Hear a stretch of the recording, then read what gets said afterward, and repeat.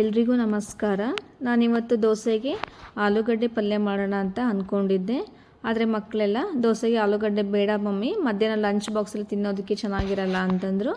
ಅದಕ್ಕೆ ನಾನು ಲಂಚ್ ಬಾಕ್ಸ್ಗೋಸ್ಕರ ಮಕ್ಕಳಿಗೆ ಅವರಿಗೋಸ್ಕರನ ತೊಂಡೆಕಾಯಿ ಇತ್ತು ಮನೇಲಿ, ತೊಂಡೆಕಾಯಿ ಪಲ್ಯನ ಅವರಿಗೋಸ್ಕರನ ಮಾಡಿದೆ ಮತ್ತು ಸ್ವಲ್ಪ ಚಟ್ನಿನೂ ಕೂಡ ಮಾಡಿದೆ.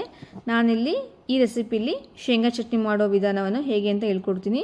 ಶೇಂಗಾ ಚಟ್ನಿ ತಿನ್ನೋದಕ್ಕೆ ತುಂಬಾ ಟೇಸ್ಟಿಯಾಗಿ ಮತ್ತು ಸಖತ್ತಾಗಿರುತ್ತೆ ಫ್ರೆಂಡ್ಸ್. ಈ ಶೇಂಗಾ ಚಟ್ನಿಯನ್ನು ಮಾಡೋ ನಾವು 1 ಬೌಲಷ್ಟು ತೆಂಗಿನ ತುರಿಯನ್ನು ಹಾಕ್ಕೊಳ್ಳಿ.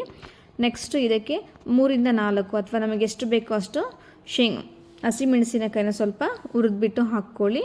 ನೆಕ್ಸ್ಟು ಕರಿಬೇವಿನ ಸೊಪ್ಪು ಹಾಕ್ಕೊಳ್ಳಿ. ಈ ಕರಿಬೇವಿನ ಸೊಪ್ಪನ್ನು ಕೂಡ ಹುರಿದ್ಬಿಟ್ಟು ಹಾಕ್ಕೋಬೇಕು. ಸ್ವಲ್ಪ ಹುಣಸೆಹಣ್ಣು, 1 ಇಂಚಷ್ಟು ಹುಣಸೆಹಣ್ಣನ್ನು ಹಾಕ್ಕೊಳ್ಳಿ.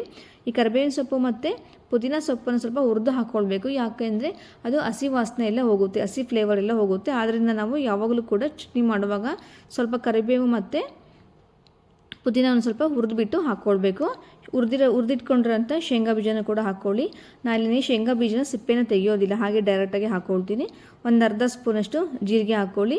ನಮಗೆ ಎಷ್ಟು ಬೇಕೋ ಅಷ್ಟು ರುಚಿಗೆ ಉಪ್ಪನ್ನು ಹಾಕಿ, ಬೆಳ್ಳುಳ್ಳಿ ಹಾಕಿ, ಒಂದು 4ರಿಂದ 5 ಎಸಳು ಬೆಳ್ಳುಳ್ಳಿ ಹಾಕಿ, ನೆಕ್ಸ್ಟ್ ಫೈನಲಿ ಕೊತ್ತಂಬರಿ ಸೊಪ್ಪನ್ನು ಹಾಕ್ಬಿಟ್ಟು ಮಿಕ್ಸಿಗೆ ಗ್ರೈಂಡ್ ಮಾಡಿ. ಆದಷ್ಟು ತುಂಬ ಸಣ್ಣಗೆ ಗ್ರೈಂಡ್ ಮಾಡಬೇಡಿ, ಸ್ವಲ್ಪ ತರಿ ಆಗಿದ್ದರೆ ಶೇಂಗಾ ಚಟ್ನಿ ಚೆನ್ನಾಗಿರುತ್ತೆ.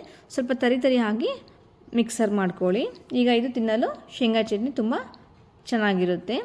ನಾನಿಲ್ಲಿ ಪುದೀನ ಸೊಪ್ಪು ಮತ್ತು ಕೊತ್ತಂಬರಿ ಸೊಪ್ಪನ್ನು ನಾನೇ ಮನೆಯಲ್ಲಿ ಬೆಳೆದಿರೋಂಥ ಪಾಟಿಂದ ತಗೊಂಡಿದ್ದೀನಿ.